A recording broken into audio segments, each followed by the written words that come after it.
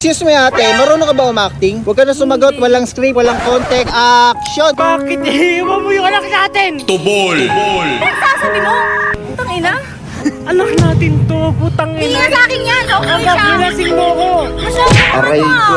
Hindi, bastos ka pala eh. Ba't nakasambal ka agad? Eh malamang, pinapako mo sa akin, di akin yan eh. Eh ikaw, sino ka ba dito? Ha? Ako lang naman yung nag-iis. Ano nga ba ulit ako? Wait lang gago.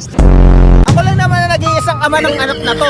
Bakit ka nag-entrada sa pamilya na? Sasabi mo? Pamilya tayo? Minahal mo ako dati. Hindi nga kita kilala, ang bobo mo naman. Pagtanggol mo ako, gago to. Binibigyan ako ng responsibilidad. Alam mo kasi, Yung anak natin, hindi mo Tubol! hawak mo ang beat. Ng stars dami. Hindi mo ba naisip na inaalagaan to na ibang tao? Tapos ako talaga yung tatay. Nasa listahan ka, boy. Hawa mo nga itong bata. Teka ba, kanino ka baruntok? Ha? Excuse me nga.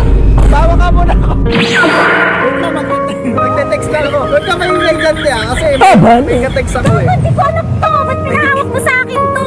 Ayop na naman. Mal na mukha mo. Na para bang ano siya?